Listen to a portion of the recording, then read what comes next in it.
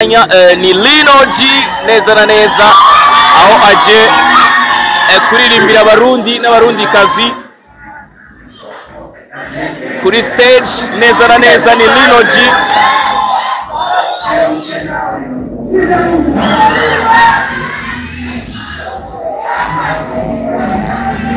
G aho ariko aranezera abarundi n'abarundikazi muri kino kibanza kuri no musi udasanzwe muri Miss Burundi. Nkuko mubibona ni Lino G yaje gumunezero abantu b'Ingozi. Reka tubaho umwanya muto y'umushobore kumwumva Lino G.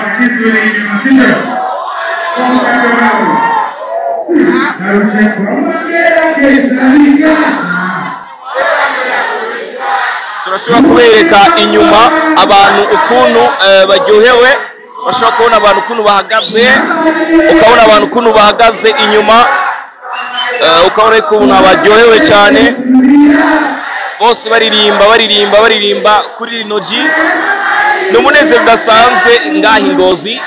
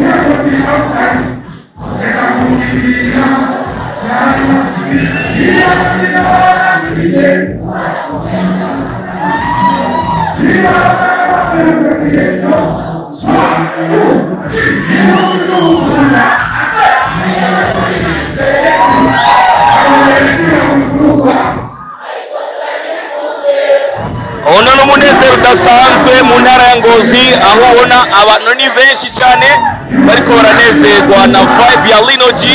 Aho Lino G yaje twambariye neza, umva ukuntu abantu banezerewe, umva ukuntu abantu baririmbana na Lino G. Tubandanye turyoherwa na Lino G.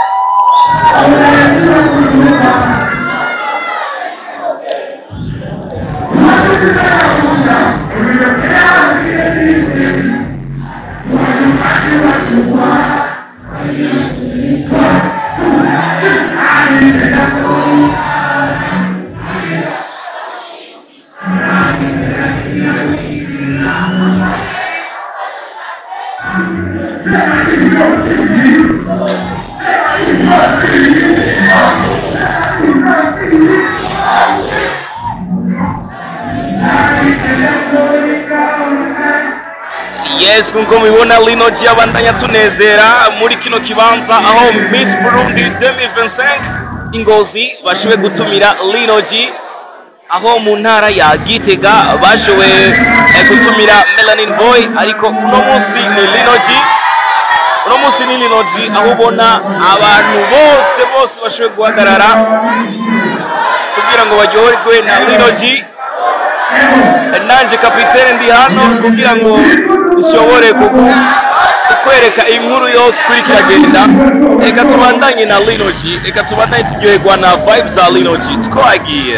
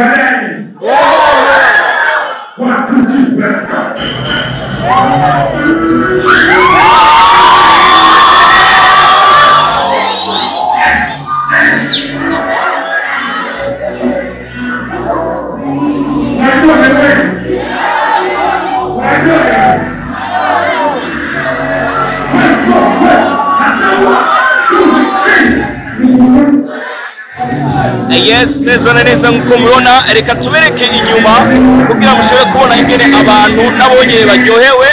Ino inyuma ahantu mpagaze urabona yuko ndi hagati, urabona yuko abantu inyuma ari benshi, urabona yuko abantu bose inyuma baryohewe, abantume nabo baragushakasha. Umunezero udasanzwe Ngozi, abantu benshi bariko baryoherwa na Lino G. Ubona natwe turi mu kino kibanza kugira ngo tunezereze amwebwe mudukurikirana, ushobore kubona abantu bene baryohewe. Abantu bararyohewe cyane, reka mwegere murabe ingene abantu baryohewe. Gute po ukunda fresh umeze neza safi. Wakunze performance ya Lino G? Lino G n'umuntu wacu arareze, turamuzi n'umuntu wacu. Merci beaucoup. Tubandaye turaba abantu ko baryohewe cyane, tubana show Lino G. Reka dusubire tubereke Lino G kugira mubone ingene vibe iryoshe, mubone ingene ibikorwa byo ngaha ya Gateke twabyitabiriye, kandi tuko turagerageza kwerekana ibyiza by'igihugu cyacu, abaririmbyi bacu, abamisi bacu. Iyi ni Miss Burundi 2025 aho kapitene ishizano ariko arabera evenement, negerezwa kugerageza kubazanira cyangwa kubereka bimwe nyene mamukene kubona. Tubandanye kuryoherwa na performance ya Lino G. Let's go.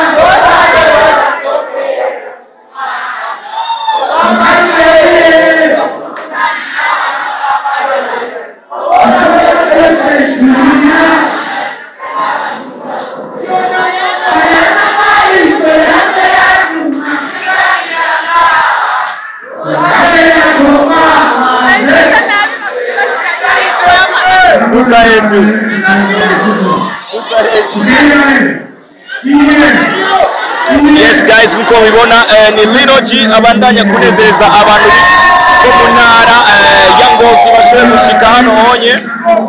Nanje nagerageje kubazanira information zose.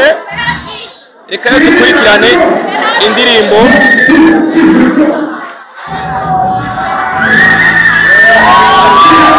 ino indirimbo ya Lino G ari kumwe na Monia Fleur, ari kumwe na Monia Fleur.